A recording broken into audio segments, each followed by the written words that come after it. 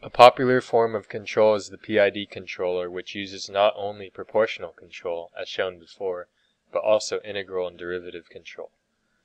To change what we have into a simple PID controller, we must first add the integral and derivative components. First, find the integrator and derivative blocks, which are found under the continuous section. Place these blocks in your existing workspace and delete all connections.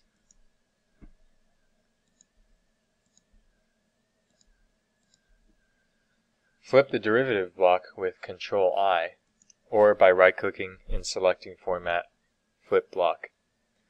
Create two copies of the gain block by holding Ctrl and clicking and dragging the block. Copy-paste methods work for this as well. For instance, if you click on the block and press Ctrl-C followed by Ctrl-V, a new copy will be arbitrarily placed. Rename the three gains KP, KD, and KS, flipping the KS block to face right.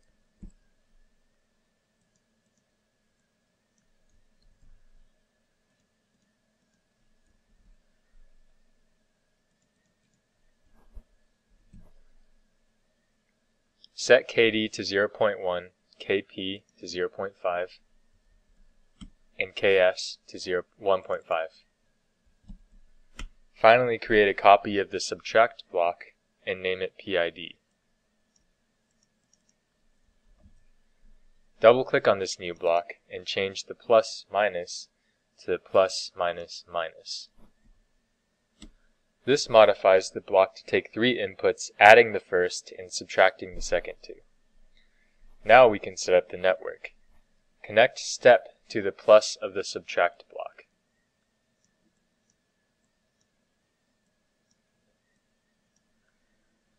Connect the output of the subtract block to the input of the integrator block.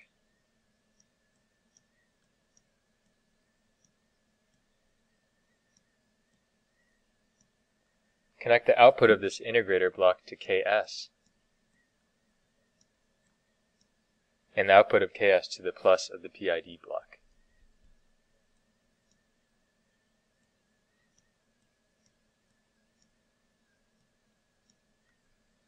Then connect the output of the PID block to the input of the transfer function, and finally the transfer function to the scope.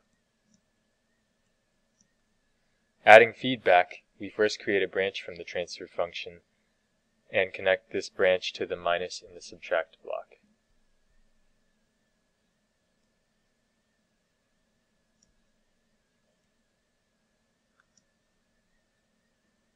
We also create another branch of transfer function output to KP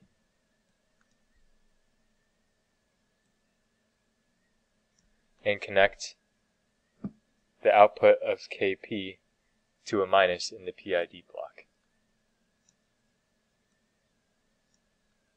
Finally, we create a third branch to KD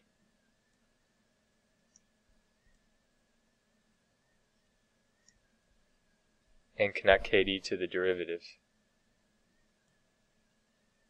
and finally connect the derivative to the final minus in PID. Run the simulation one last time and double-click on scope. Note that this time the overshoot is smaller and the settling value is also closer to 1. To see the performance of the system after a longer duration, we can change the time duration, which is listed next to the play button. By default this is 10, but if we change it to 20 and run it again, we see that the system settles around 10 to 12 seconds. You may also need to auto-scale the graph by right-clicking and selecting auto-scale. You can also increase the resolution of the graph by increasing the number of time steps in the menu. Click on Simulation, Configuration Parameters. Change the type in solver options from variable step to fixed step and enter 0.01. Running the simulation again will show a smoother graph at finer resolution. From these two examples, you now have a working knowledge of using Simulink for representing control systems. While there are many other uses for this toolbox, these are undoubtedly the most pertinent to BME curricula.